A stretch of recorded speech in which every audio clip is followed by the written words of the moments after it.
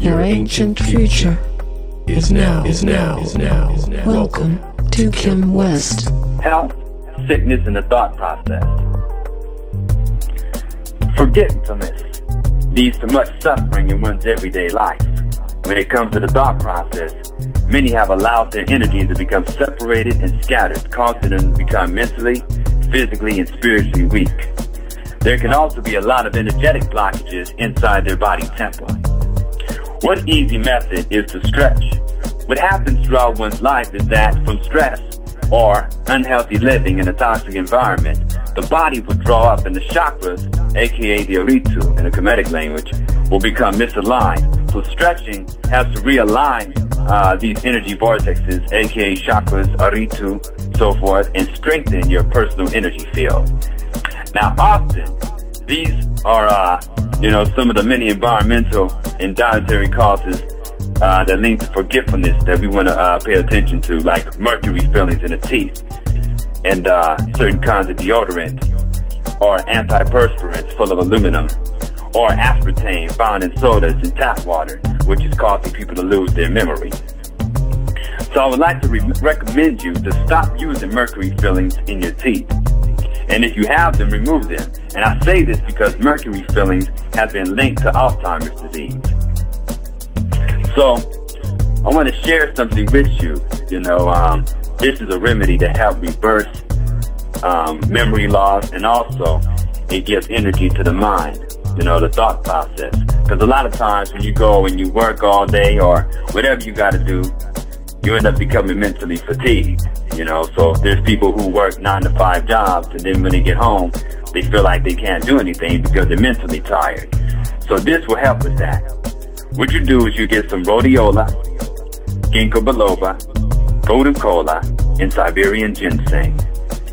Now, I say you take it and you mix it all up, and you take maybe a tablespoon of this mixture, and you make a tea out of it.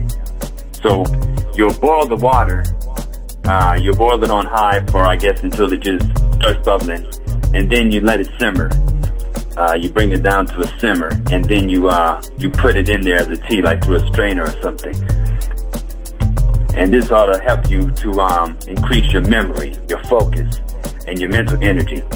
Another good remedy is to get an oil lamp and burn rosemary as an essential oil.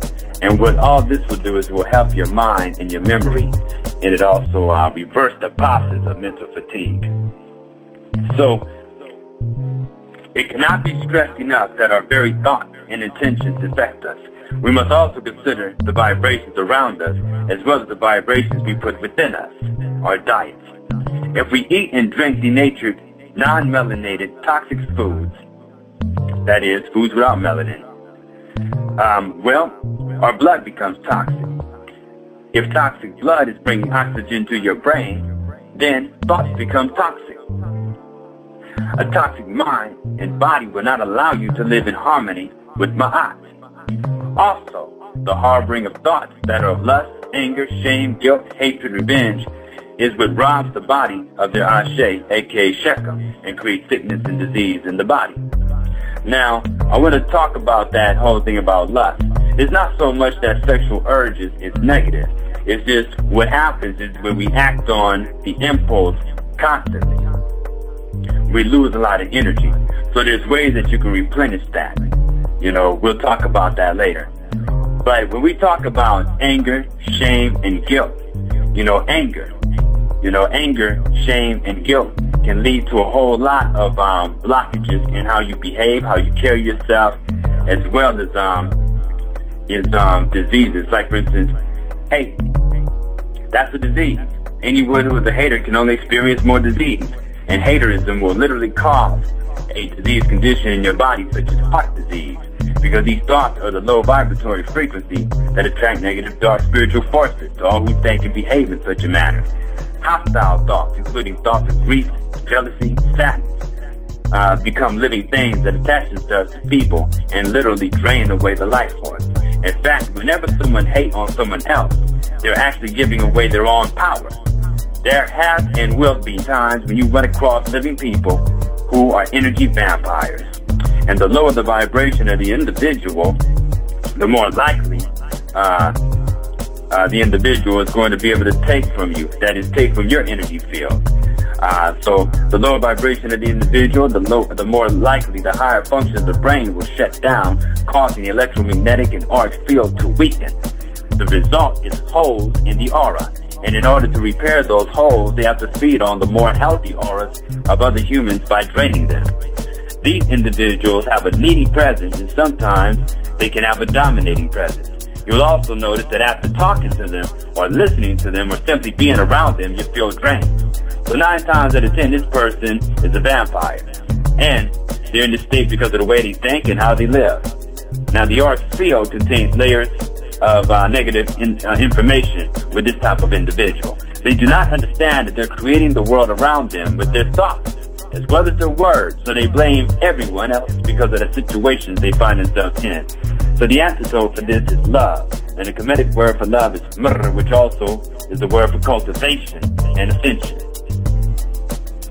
This Hesi will purify you of negative intents that is towards you from others. Akua imku nebu, kulua imshintet in amu haru sinu, antua ima sinu. The translation is, I am pure from all evil. I am protected from the baleful acts of those who live in their days. Not am I among them. The West African traditions reveal the mystery of consciousness in the forms of Obatala, Anansi, Dambala, etc. Obatala is a Yoruba deity whose name means the king of the white cloth. The head, the top of a mountain, and all white things, including fluids, are sacred to Obatala.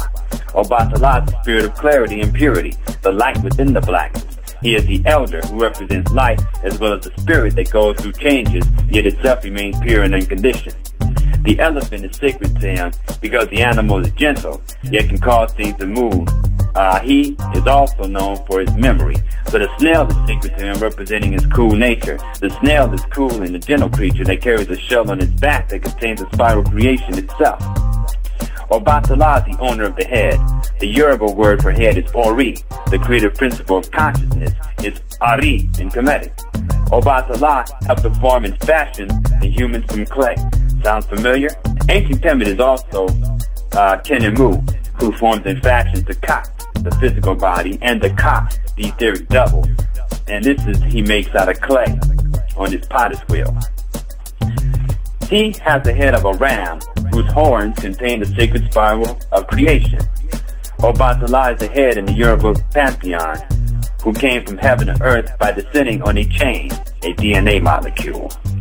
Being the chief of the white cloth, he is the weaver of the fabric of creation, the mat, matrix, ma'at. This is why the spider is also sacred to him. Obatala is actually both male and female. The intertaught Ni, who is the original Athena, is where we derive the word net. It is the divine net that the web connects and acts as a network of all creation. So therefore, everything that you do, everything, affects something else somewhere around you as well as within you. So these deities represent the active and creative aspects of consciousness. It is your consciousness being funneled by your mind that is creating your reality. You must be conscious of your thoughts because you give power to the things in which you dwell upon. If you constantly expect to get this, then you're picturing the stuff in your mind and adding the emotion of fear. Remember that emotion is energy in motion.